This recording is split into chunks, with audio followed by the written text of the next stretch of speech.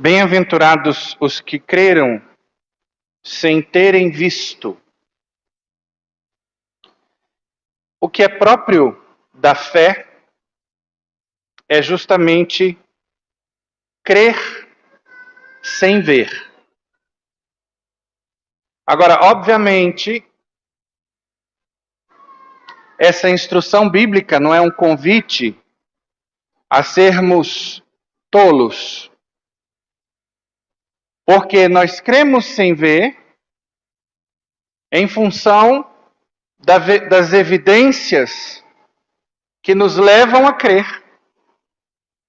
Por exemplo, ninguém aqui viu Deus e muito provavelmente não vai ver. Raras são as almas que obtêm esse privilégio, como foi o caso de Santa Faustina Kowalska,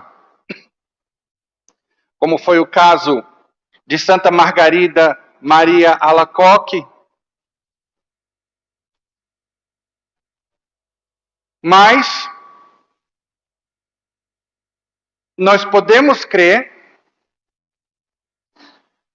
por causa da racionalidade da fé. Quando olhamos para a natureza e vemos tudo tão ordenado, nós podemos pensar em uma inteligência ordenadora. A ordem é uma virtude própria dos seres inteligentes. A gente vê tudo pensado, feito com peso e medida.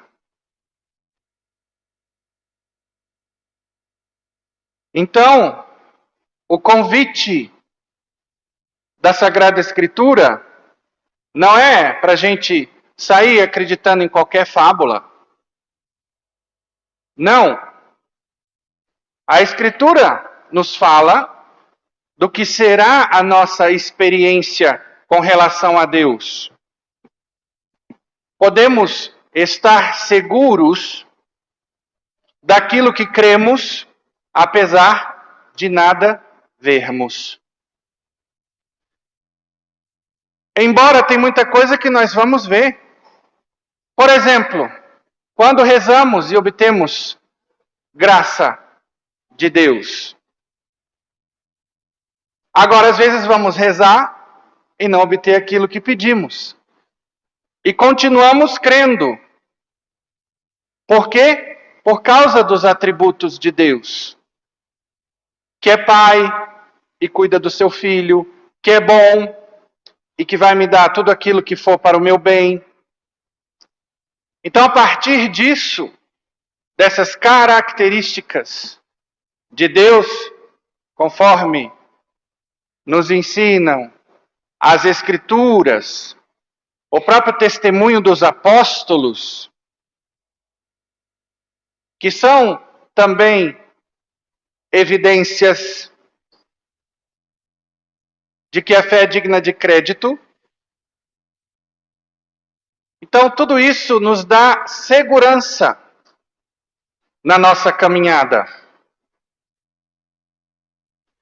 Eu posso não estar recebendo a graça que pedi, porque não é o tempo de Deus. Ou porque não é para o meu bem. E no Evangelho de hoje nós temos uma figura interessante que é São Tomé, conhecido como o apóstolo da dúvida. Não sei se essa pecha é justa, porque nós, seres humanos, somos questionadores. E Tomé não estava desafiando Deus nos seus questionamentos. Simplesmente estava indiretamente confessando a sua dificuldade, cada um é de um jeito. E vejam que interessante, São Tomé, nas duas vezes que questiona Jesus, ele é respondido. A primeira vez foi quando?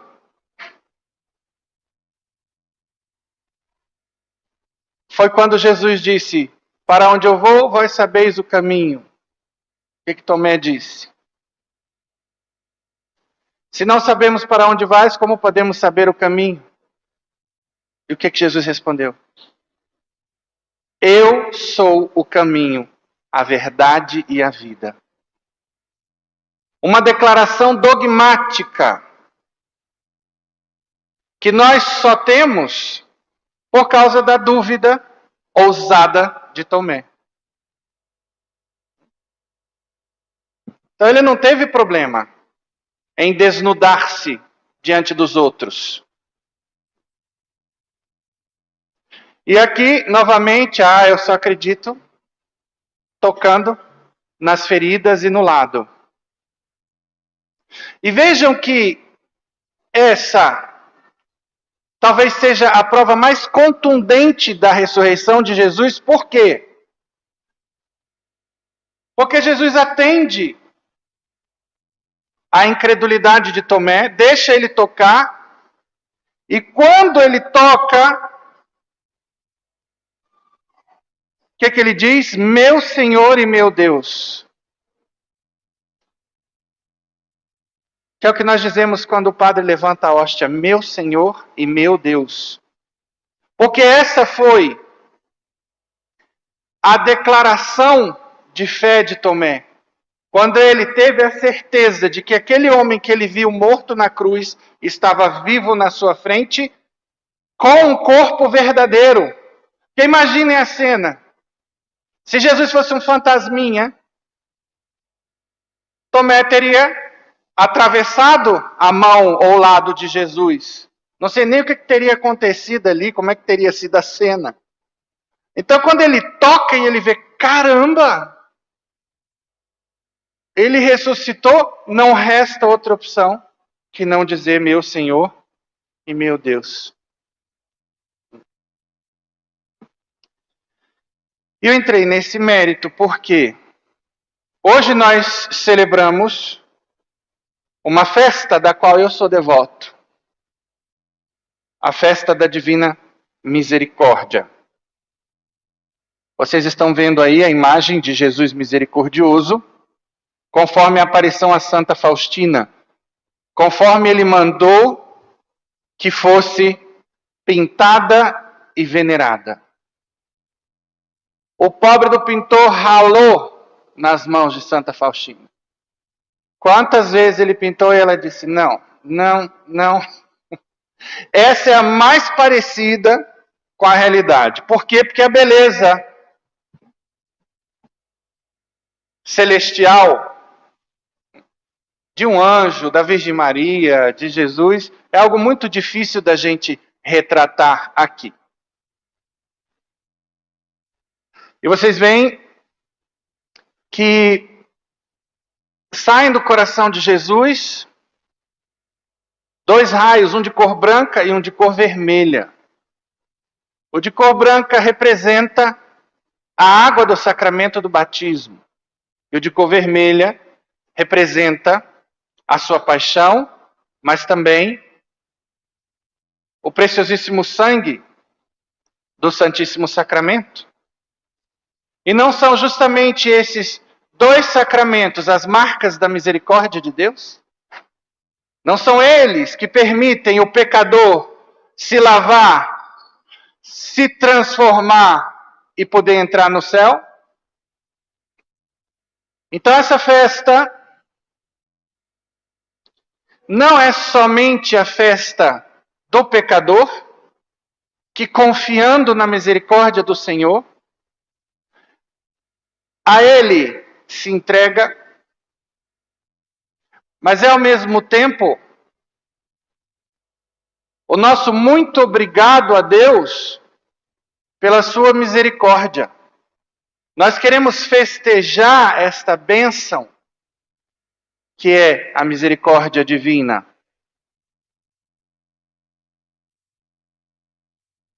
Inclusive agradeço aí a pastoral da liturgia que colocou as toalhas de acordo com as cores, né? Dos raios que saem do coração de Jesus. E aí, meus irmãos, eu quero aqui esclarecer esse tema da veneração dos santos, que, sobretudo por causa da influência protestante na igreja,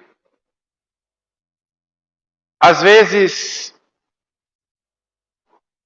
não é devidamente compreendido ou vivido por parte dos fiéis.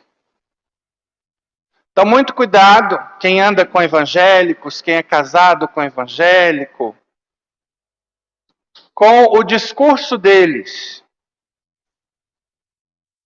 Aqui eu estou orientando vocês como pastor. Não estou convidando ninguém a ser preconceituoso, muito cuidado. É obrigação grave de todo sacerdote orientar as suas ovelhas. O protestantismo quer passar uma ideia de que é mais centrado em Jesus, de que ama mais Jesus Cristo do que nós. Porque o nosso amor seria dividido entre Jesus e os santos. E eles pretendem, então, focar em Jesus. De fato, eles não pretendem, eles focam.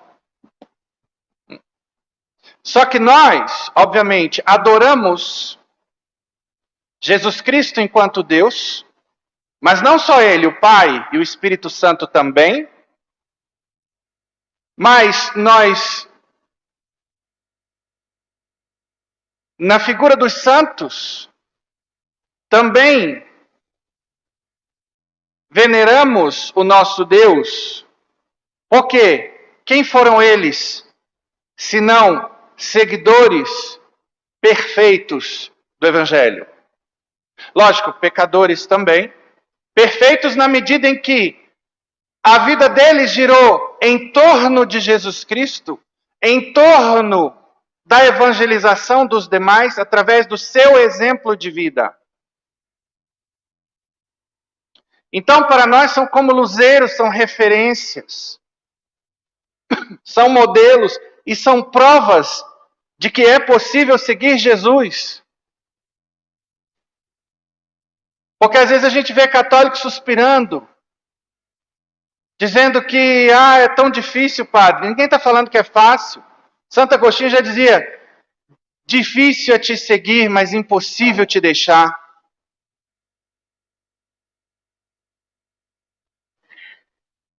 E nós vemos, através dos santos,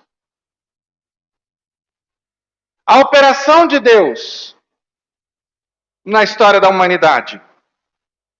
Se o evangélico nega os santos, ele tem que negar os profetas. Porque os profetas foram homens e mulheres escolhidos por Deus, através de quem Deus realizou milagres, através de quem Deus falou. Então essa história de que não, Deus fala direto com a gente direto com Deus. Sim, eu posso falar direto com Deus numa oração. E nós vamos sentir as moções do Espírito Santo, nós temos isso na nossa fé, que acaba sendo mais rica porque, além disso, nós temos, e não negamos, a assistência de Deus através dos santos. E quanta coisa boa nós não apalpamos através desse culto de veneração.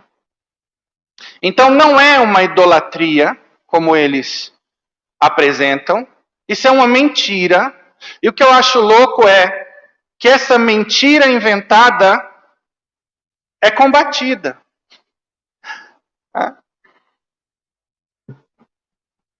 Quer dizer, em si o conteúdo da mentira tem que ser combatido. Mas é leviano inventar uma doutrina que a Igreja Católica não segue? Quando algum evangélico disser para você que nós somos idólatras, fala, me mostra então no catecismo da igreja, onde está escrito que nós devemos adorar os santos? Você já leu o catecismo da igreja? Porque muitos são como papagaios, que repetem o que escutam dos pastores.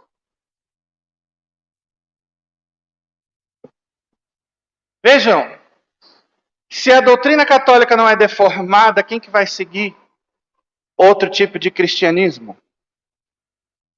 E eu falo isso porque nós fomos os primeiros. Depois vieram os ortodoxos, no ano de 1054, e depois, a partir de Lutero, em 1517, os milhares de evangélicos. Lutero, inclusive, antes de morrer, se arrependeu do que fez, porque viu no que ia dar.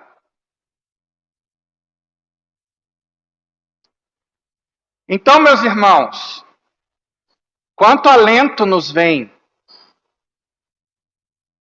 dessa devoção, quanto alento para o pecador, aquele que acha que não tem mais jeito, quem acha que não tem mais jeito, vai terminar no inferno.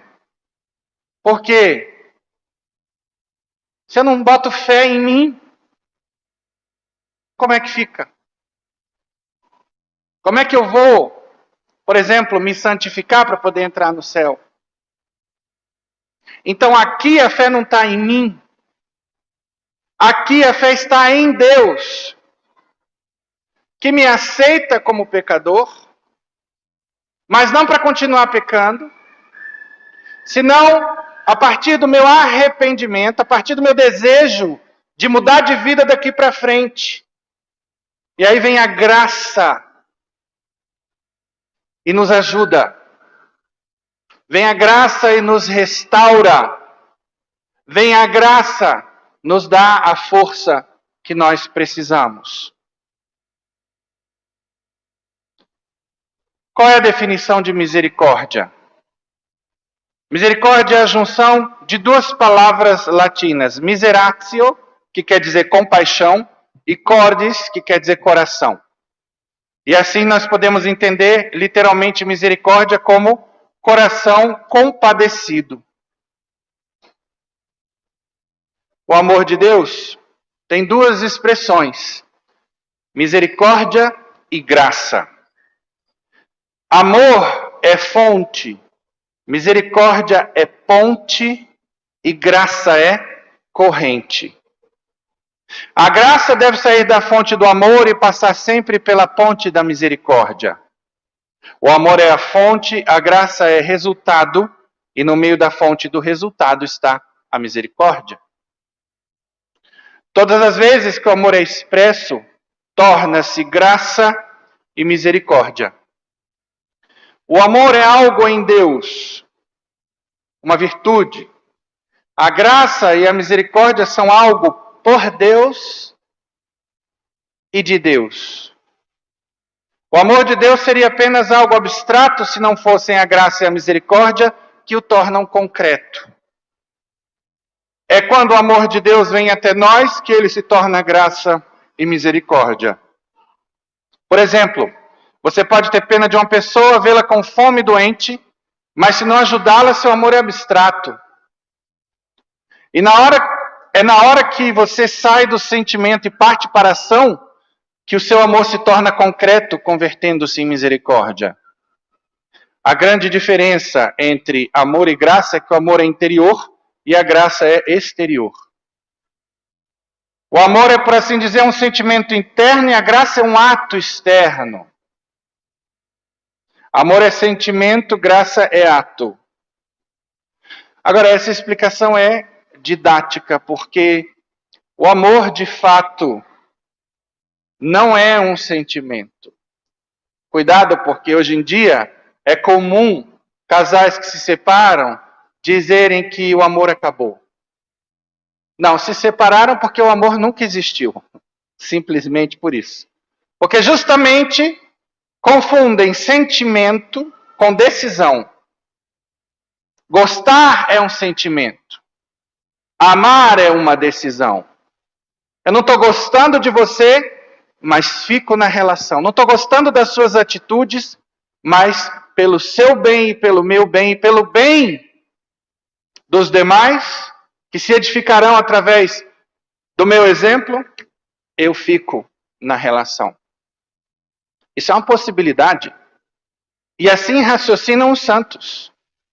Eles não agem por sentimento, senão que agem a partir dos ditames da razão. Agora, hoje nós temos uma sociedade completamente corrompida porque é hedonista.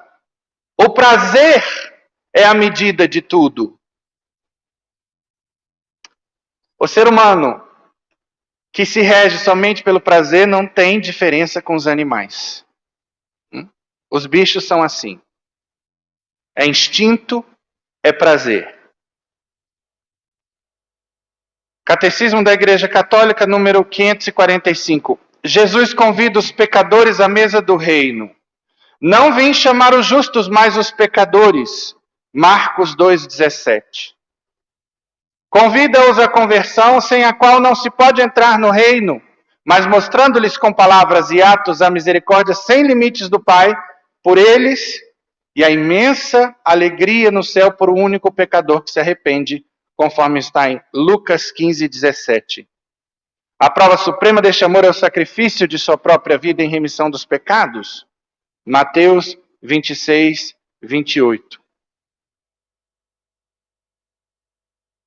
Quero deixar muito claro, nunca é demais reforçar, que a misericórdia de Deus não é o oba-oba.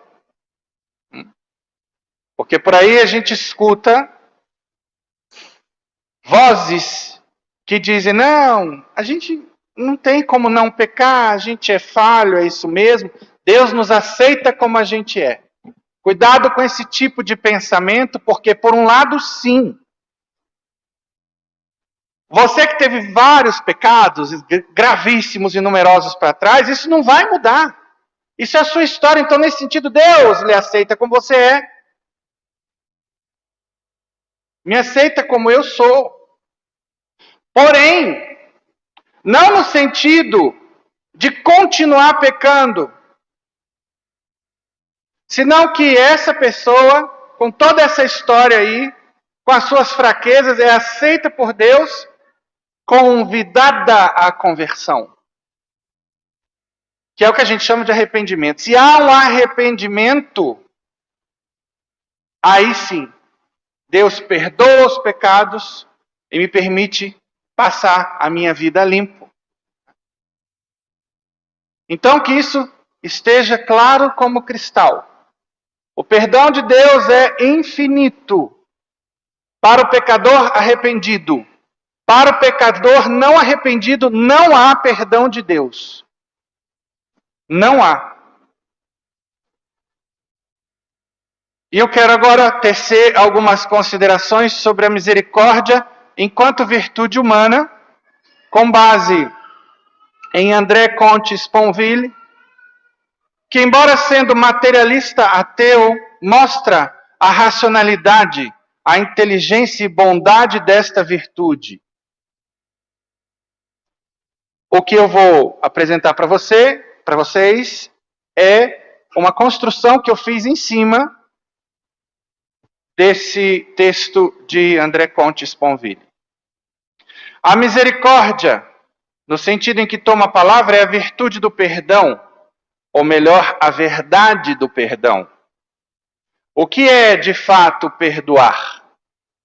Se entendermos, como certa tradição nos convida a fazer, que é apagar a falta, considerá-la nula e não acontecida é um poder que não temos, ou uma tolice que é melhor evitar. O passado é irrevogável. O que aconteceu, aconteceu. Mesmo Deus, conforme o filósofo René Descartes, não pode fazer com que o que foi feito seja desfeito. Nós também não podemos. E para com o impossível ninguém tem obrigação. Se perdoar é esquecer a falta, então devemos esquecer os crimes do nazismo?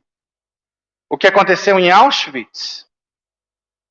Se um amigo lhe trair, isto vai dificultar que você mantenha confiança nele.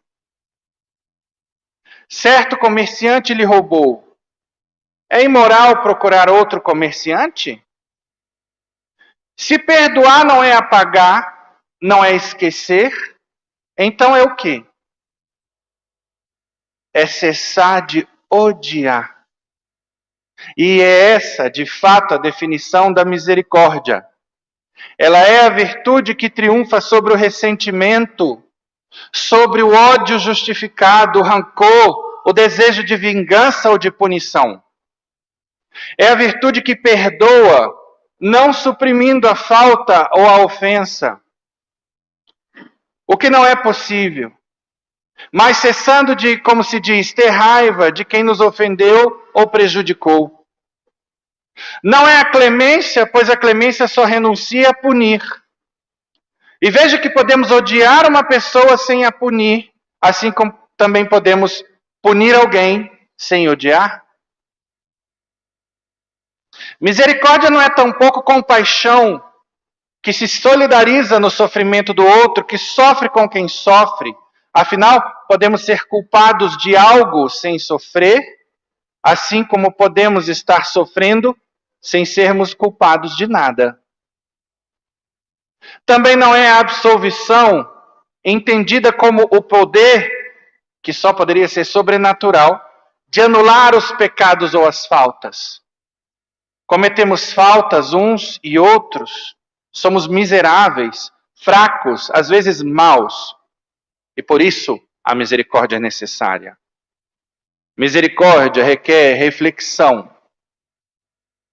Sobre o que vamos refletir para chegar à misericórdia? Sobre nós mesmos, que muito pecamos? Pode ser. E isso nos dissuadirá, como dizem os evangelhos, de atirar a primeira pedra. Mas essa misericórdia por identificação, ou seja, tenho misericórdia do outro porque me vejo igual ou pior do que ele, me identifico com ele enquanto pecador, só vale quando essa identificação é possível. Apenas nas faltas comuns ou nas faltas que poderíamos chegar a cometer. Assim, eu posso perdoar o ladrão, uma vez que já me ocorreu cometer furtos, ainda que pequenos, livros e balinhas na infância, ficar com as coisas emprestadas sem devolver. Posso perdoar o mentiroso, porque às vezes minto. O egoísta, pois às vezes também caio em egoísmo. O covarde, pois apesar de nunca ter cometido nenhum ato de covardia, isso poderia chegar a acontecer. Mas e o estuprador de crianças? E o torturador? Quando a falta é aquilo que a gente jamais seria capaz de fazer, sob nenhuma hipótese, a identificação perde sua força, ou mesmo sua plausibilidade. Ixi, eu já escutei aí de maridos e mulheres. Se me trair, só me trai uma vez. Então, pode preparar o chifre aí, porque no cristianismo tem que perdoar 70 vezes 7 vezes. Cuidado que isso não é indulto para parte sem vergonha. Hein? Atenção. Porque se você é a parte sem vergonha, não se esqueça que você pode morrer ali na esquina. E aí vai cair no chifre do diabo. Aquele que botou chifre.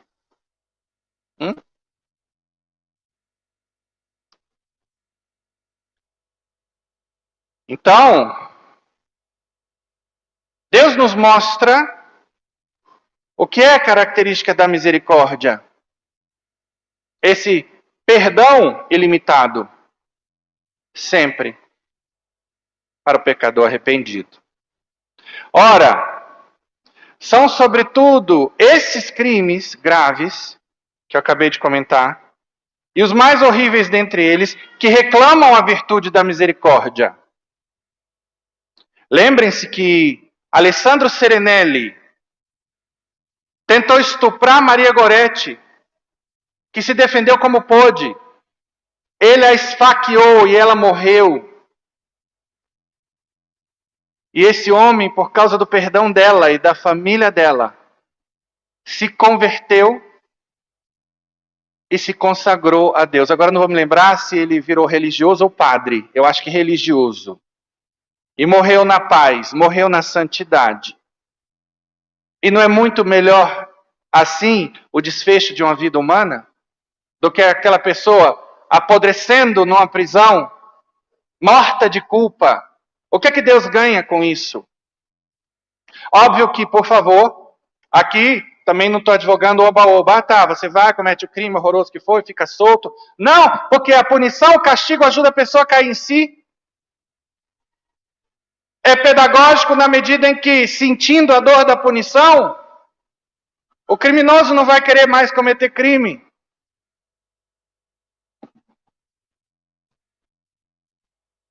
Então é necessária outra coisa que não a identificação para a misericórdia. Mas o quê?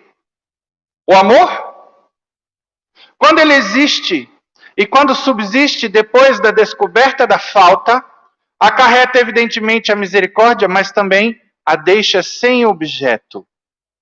Vamos entender melhor. Perdoar é cessar de odiar, é renunciar à vingança, e é por isso que o amor nem precisa perdoar, pois sempre já o fez. O amor perdoa, sempre o fará. Ele só existe com essa condição. Como cessar de odiar se quem ama não odeia? Quem diz que ama não pode odiar. Como perdoar se a pessoa que ama de verdade não tem em si nenhum rancor a vencer? O amor é misericordioso, mas tal como respira, sem que isso seja nele uma virtude específica. Como poderíamos amar nossos inimigos, ou mesmo suportá-los, sem perdoá-los primeiro? Como o amor poderia resolver um problema que só existe por causa da sua ausência? Porque amar é difícil, é nosso maior desafio existencial. E amar os maus, um desafio ainda maior. É por isso mesmo que precisamos tanto de misericórdia. Não porque o amor está presente, mas porque não está. Porque só há ódio, porque só há cólera. Como amaríamos os canalhas? Quanto aos bons, eles não precisam de nossa misericórdia, nem nós precisamos ter misericórdia deles. A admiração basta e é melhor quanto aos bons. Caríssimos, bondade divina cria e doa. A liberalidade divina favorece o homem generosamente sem méritos. A providência divina vigia e provê tudo o que nos é necessário. A justiça divina recompensa além dos méritos e castiga abaixo das culpas. Porque a justiça é quem distribui os bens. Finalmente, o amor de Deus é a misericórdia que se compadece da miséria humana e nos atrai a si. Em outras palavras, a misericórdia divina é a motivação principal da ação de Deus para fora, para com os homens. Ou seja, constitui a fonte de toda a obra do Criador. Coisa linda que é o nosso Deus. E que triste não deve ser a vida de um ateu que não apalpa isso, que não sente isso e que não vai aprender isso. Em seu amor, Deus tira as criaturas do nada. Na redenção, sua misericórdia resplandece porque ele permite o pecador ir para o céu. Não para entrar lá enquanto pecador, senão por essa transformação do pecador para ser digno do céu. Nesta vida, os males que Deus permite são remédios que apontam para a nossa conversão.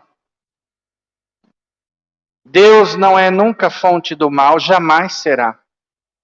Mas Ele permite que o mal aconteça, sempre na medida das nossas necessidades de aprendizagem.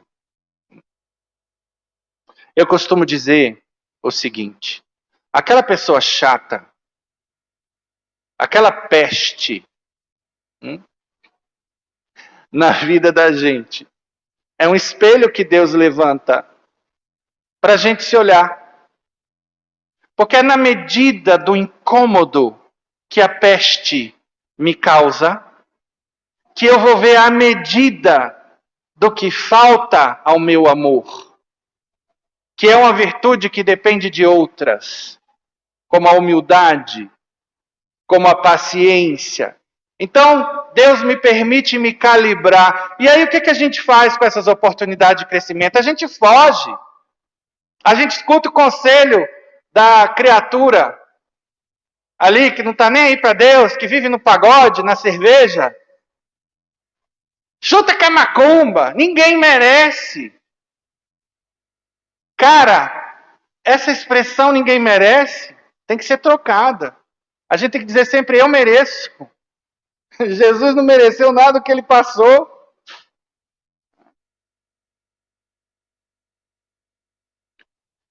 Então, quando Deus permite o mal, é sua misericórdia em ação, tentando a minha conversão pela dor, já que não me converti pelo amor. Não me converti pelos conselhos dos amigos, por uma leitura bíblica, por uma mensagem edificante. Então é como se Deus entrasse em desespero e aí ele manda a prova, para ver se a criatura acorda. A misericórdia ultrapassa a justiça. Ela não contradiz a justiça porque vai além dela. Quando Deus me perdoa, ele não fere a sua justiça, porque a própria justiça divina é uma das manifestações de sua misericórdia. Para Deus não há justiça comutativa. Porque o que é justiça comutativa? Eu lhe dou o que eu lhe devo. Lembrando que o conceito básico de justiça é dar a cada um o que lhe é devido. Então por que não existe justiça comutativa em Deus? Porque Deus não nos deve nada. Ele deve o quê? O que você fez antes de nascer para merecer a vida? Fala para mim. Começa daí. Então tudo é a misericórdia de Deus. A própria Sagrada Escritura diz, o que tendes que não haveis recebido? Quando eu não devo nada, que é o caso de Deus, não deve nada a ninguém, vemos uma justiça distributiva. Deus distribui os bens dando na medida certa o que corresponde ao bem de cada criatura. Olha o critério de Deus. Então, por isso, uns vão receber mais, outros menos. Agora, nós ficamos preocupados com quem tem mais. Ai, Deus está sendo injusto. Por que eu não nasci num berço de ouro, estou aqui na favela, sei lá? O que importa não é o berço de ouro, a favela, a beleza física, a potência sexual. O que importa é a bondade, e essa oportunidade todo ser humano tem. Gordo, magro, bonito, feio, inteligente, burrinho. E os santos nos mostram isso, nos provam isso. Olha, na parábola dos talentos, a gente vê uma confiança, vamos chamar de diferente, na medida em que Deus confiou a um 5, a outro 2 e a outro 1. E aquele que recebeu 1 não fez nada. Então Deus espera que nós demos frutos. E é isso que vai determinar a condenação ou a salvação num grau maior ou menor de glória. Misericórdia quero e não sacrifício. Mateus 9:13. Sede misericordiosos, como também vosso Pai é misericordioso. Lucas 6:36. Revesti-vos de entranhas de misericórdia. Colossenses 3:12. E a cereja do bolo. Bem-aventurados os misericordiosos, porque alcançarão misericórdia.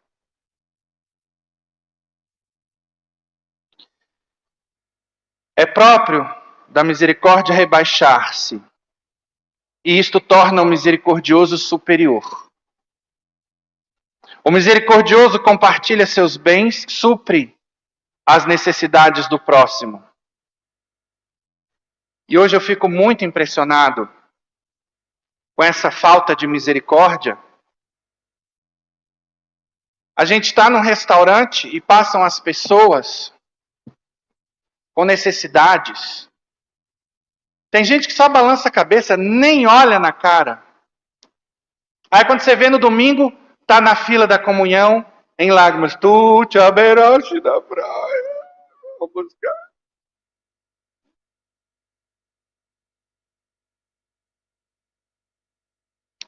Precisamos mudar os nossos critérios. Por quê? Você que está comendo no restaurante, você não tem, sei lá, R$ 5 para dar para esse desempregado? Toma uma Coca-Cola a menos. Deixa a sobremesa, faz um sacrifício. As pessoas se sentem incomodadas. Essa dureza de coração espanta. Nos sinais a gente vê pessoas ali, né? Quantos argentinos, peruanos, malabaristas jogando facas em ponto de acontecer um acidente. E você vê pessoas com carrões que não dão nada. Eu sei que muitas vezes vai acontecer da pessoa não ter, ela até quer dar. Mas aqui eu me refiro àquele que é duro de coração diante de uma cena dessa, ele pode. Eu não acredito que a pessoa até que queira dar, em algum ponto não comece a pensar, poxa, eu tenho que estar preparado para dar, porque toda vez que eu tenho que dar alguma esmola, algum dinheiro, eu não tenho. Então vamos tomar cuidado com essas oportunidades de salvação que Deus dá, essas oportunidades de conversão que Deus dá, essas oportunidades de santificação que a gente deixa para lá. Porque vida é isso, acontece desse jeito. E a gente simplesmente está no mundo da lua. Quem está focado na ida para o céu se preocupa sim com os detalhes. Aí tem gente que vai falar, então tem que dar esmola para todo mendigo que passar? Tem. Se você puder, tem que dar esmola para todo mendigo que passar. Porque é Cristo que passa. Cada um que passa. E eu menosprezo, é Cristo que eu menosprezo. Isso está na Escritura, isso foi o que os santos viveram. Então não cabe um coração duro. Olha que lindo que a gente aprende com Santo Alberto Hurtado. Tem que dar, até doer. Santo Agostinho, a medida do amor é amar sem medida. E todo mundo aí acomodadão. Todo mundo se sentindo incomodado com essa gente. Já vi pessoas reclamando, oi, por favor, esse pessoal fica aqui pedindo. Aí olha para a criatura, olha a bolsinha dela. Louis Vuitton, olha a quantidade de ouro que tem no bracinho. E fica incomodado. Hora de acordar. Não estou dizendo que a gente de repente acha ótimo, de repente é até chato. Você está ali conversando, embalado. Oi, por favor, eu não, desculpa incomodar, já começo assim. Eu gostaria de pedir uma ajuda. Vamos ouvir, bom dia. Pois não, diga, você está precisando de quê? Não, é porque é isso, aquilo outro. Tem muita gente necessitada aí. Muita gente que quebrou na pandemia, que perdeu o emprego no lockdown. E a gente tem esse tipo de coração? Está indo para a igreja fazer o quê? Me preocupa essa fé egoísta. De gente que só pensa em si. Só em pedir favores para si e para os seus. Isso daí é o grau mais baixo de conversão. Há alguma conversão, afinal de contas a pessoa acredita em Deus, está pedindo a Deus. Mas a gente precisa sair daí. A gente precisa seguir o mandamento. Qual é? Amai-vos uns aos outros. Qualquer amor não. Como eu vos amei. Como é que Jesus nos amou? Ele deu a sua vida por nós. E aqui no mendigo ele está me pedindo R$ 5, não está me pedindo a minha vida. Ah? Então você já testou os seus limites? E eu posso garantir que as pessoas que forem generosas com os pobres jamais passarão perrengues ou dificuldades. A providência nunca falha, porque Deus é providente com esses também. Mas como? através dos bons. Deus é tão humilde, isso me deixa estarrecido, que Ele depende da nossa misericórdia. Nós devemos ser braços da misericórdia e da providência. Então aqui, eu queria que essa festa da misericórdia fosse sim uma oportunidade para todos nós ganharmos a indulgência plenária, podendo, se morrermos amanhã, ir direto para o céu. Mas não pensemos só nisso. Porque o verdadeiro discípulo da misericórdia não é só aquele que reza a novena, que reza o texto, que faz a hora, que tem a imagem em casa, que vem à festa. É sobretudo aquele que deixou-se transformar por Jesus misericordioso, aquele que é reflexo da misericórdia divina em todos os seus ambientes. Porque o diabo conhece onde ele pode nos pegar. O diabo conhece o calcanhar de Aquiles de cada um. E às vezes a gente vai ver gente muito generosa na esmola, até porque tem, mas não é misericordiosa dentro de casa. Não é um chefe misericordioso. Então, é uma questão de escolha. Meus irmãos, falando da festa da misericórdia, o diário de irmã Faustina contém pelo menos 15 ocasiões onde aparece o pedido do Senhor para que fosse estabelecida em toda a igreja oficialmente esta festa. Ele disse: desejo que a festa da misericórdia seja refúgio e abrigo para todas as almas, especialmente para os pecadores. Nesse dia estão abertas as entranhas da minha misericórdia. Derramo todo um mar de graças nas almas que se aproximarem da fonte da minha misericórdia. Olha aqui, a alma que se confessar e comungar alcançará o perdão das culpas e castigos, ou seja, indulgência plenária. É morrer e ir direto para o céu. E tem católico que desperdiça essa oportunidade. Ele prefere Caldas Novas, ficar dentro de uma piscina de água quente. Aí antes que algum espírito de porco coloque palavras na minha boca, já vou logo me defendendo. Não é errado, não é pecado ir para Caldas Novas e curtir. Agora me preocupa, essa é a homilia da preocupação do padre. Esse tipo de troca, esse tipo de indiferença diante de todos esses tesouros da misericórdia de Deus, isso me preocupa. Esse hedonismo, esse espírito voltado para curtir essa vida, e aí a pessoa, para se defender, vai se apoiar quem? Naquele psicólogo bacanão, né? Que fala que a doutrina católica é doentia. Por quê? Porque para os católicos o prazer é pecaminoso. A doutrina católica incute culpa. Falam sem conhecer absolutamente nada. Falam muito mais. Que às vezes a gente vai ver essa criatura é católico, incompetente para viver as virtudes. E não tem boa vontade. E que precisa combater aquilo que lhe faz mal, que é a doutrina da igreja, que ele não consegue seguir. Isso é triste. Seria muito mais digno dizer, a fé católica é linda, é elevada, eu não consigo seguir. Então, meus irmãos, neste dia da festa, estão abertas todas as comportas divinas pelas quais fluem as graças.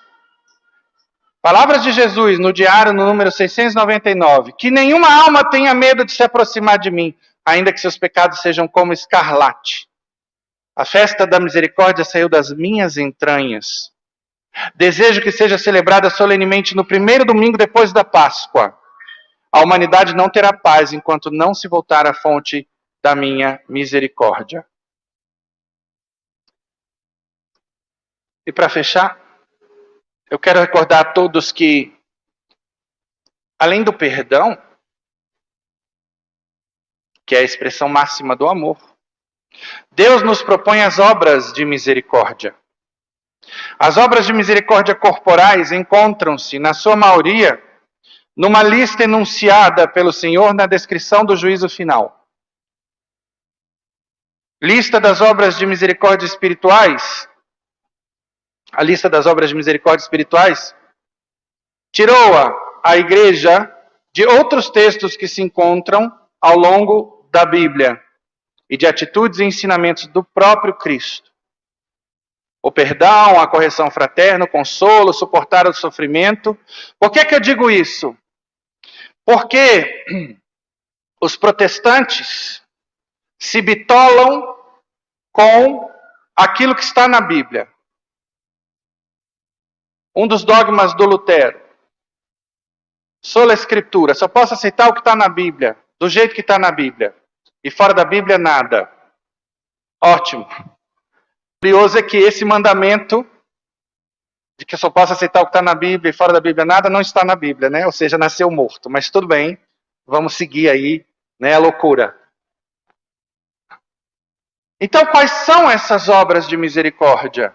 Há 14 obras de misericórdia, 7 corporais e 7 espirituais. E aí, eu sugiro, para quem quer ser santo, incluir no seu exame de consciência as obras de misericórdia, porque ali vai ter coisas que nós podemos fazer.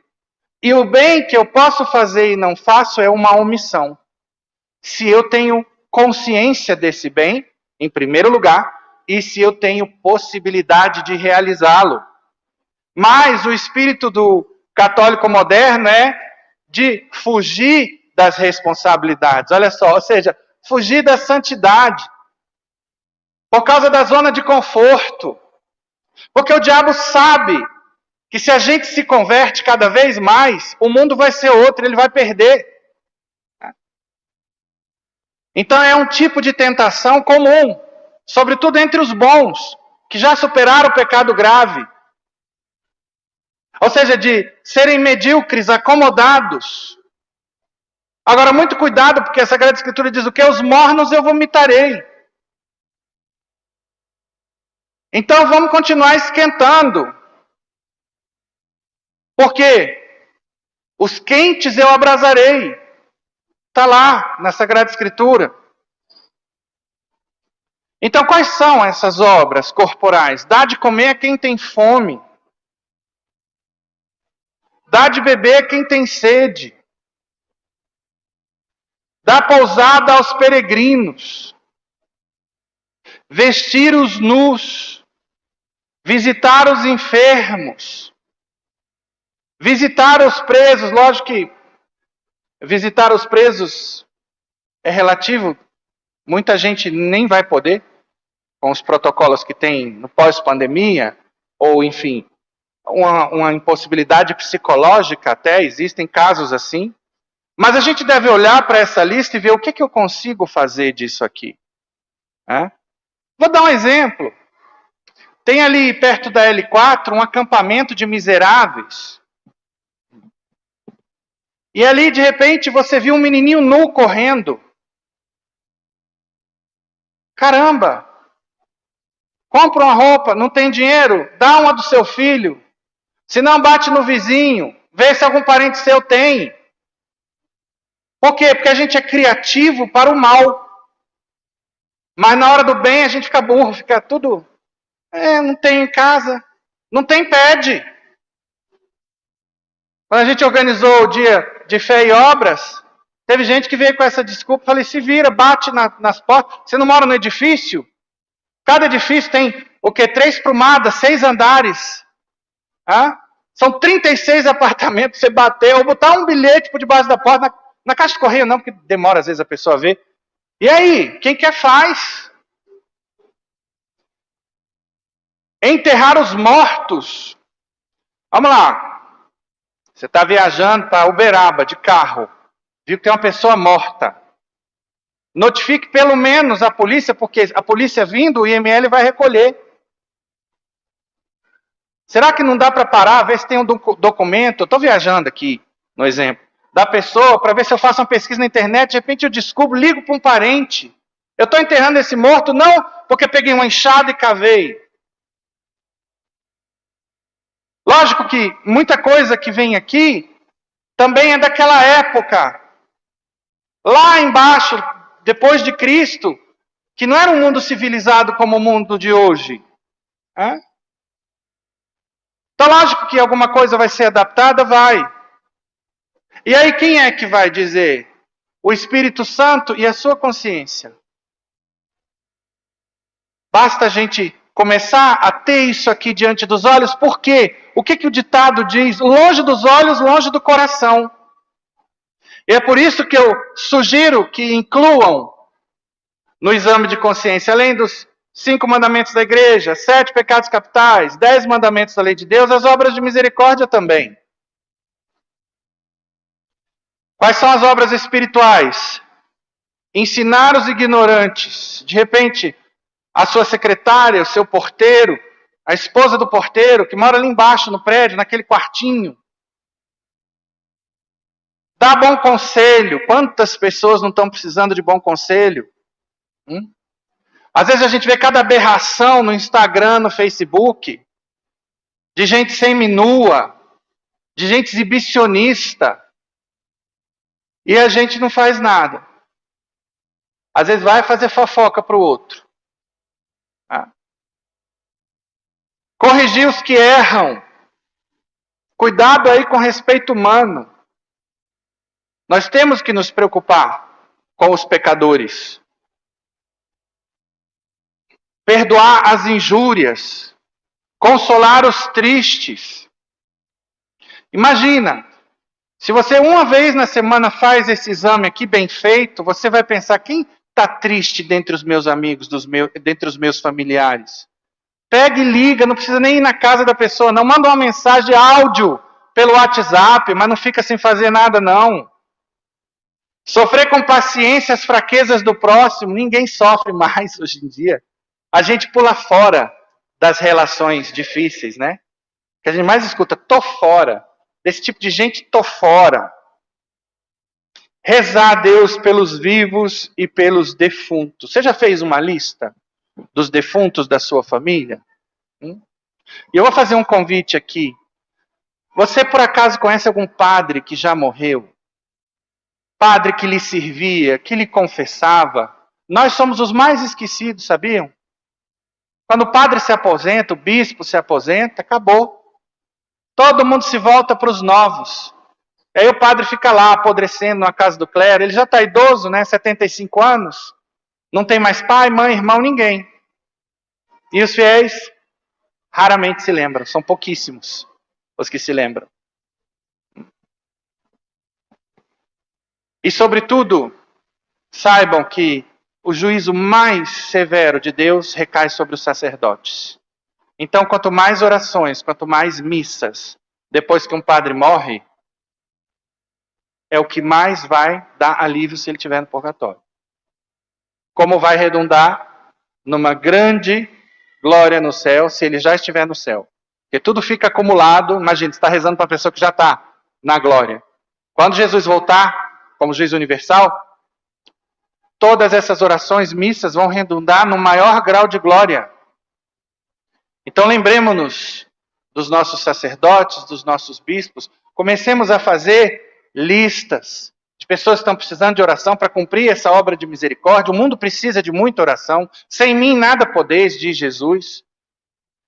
Mas quantos de nós só rezamos por nós, pelos nossos filhos, pelas nossas coisas? Isso é muita miudez espiritual. Desculpa, é fé, é fé. É bom, claro.